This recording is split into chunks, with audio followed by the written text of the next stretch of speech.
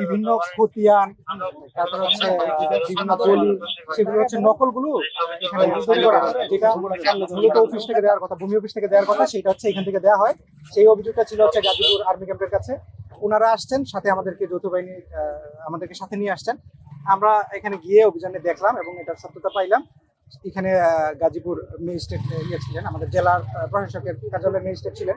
ওনার সামনে এগুলোকে আমরা জব্দ করছি। বিভিন্ন কাগজ পাওয়া গেছে, তারপর হচ্ছে এগুলোর স্ট্যাম্প পাওয়া গেছে প্রায় 15টার মতো, এবং আরো অন্যান্য কাগজপত্র যেগুলো হচ্ছে ভুয়া কাগজ, সরকারি কাগজগুলো, সেগুলো হচ্ছে ভুয়া সৃজন করা হয়েছে। এগুলো হচ্ছে আমরা পাইছি, এগুলোকে আমরা জব্দ করছি। আমরা সংশ্লিষ্ট ধারায় নিয়মিত মামলা রুজুর জন্য আমরা 15টা সিল আমরা পেয়েছি বিভিন্ন নামে। 15টা সিল পেয়েছি। এর মধ্যে ভূমি অফিসের যারা থাকেন প্রস্তুতকারক, তারপর হচ্ছে তুলনাকারী, তারপর হচ্ছে ভূমি অফিসের কাগজের ক্ষেত্রে যেগুলো হচ্ছে থাকে আর কি। সানবিট সব দিবে সামাল।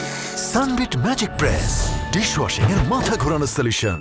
ভূমি অফিসের যারা ওই যে রিডার থাকে, যারা হচ্ছে তুলনা করে দেখে কাগজগুলো মানে সত্যতা আছে কি নাই, পুরাতন কাগজগুলো সত্যতা আছে কিনা, যেগুলো তুলনাকারী যারা থাকে তাদের কাগজগুলো এখানে, তাদের সিলগুলো এখানে রেখে তাদের সাইনগুলো ডুপ্লিকেট করা হচ্ছে। আসামি স্বীকার করছে যে তার সাথে হাদবুল্লাহ নামের একজন অ্যাডভোকেট, তার ছত্রছায়ায় উনি হচ্ছে, যদি উনি অ্যাডভোকেট না মানে এলএলবি পাস করেছেন বলেছেন, তো উনার ছত্রছায়ায় এই আসামি হচ্ছে এই কাজগুলো করে থাকে।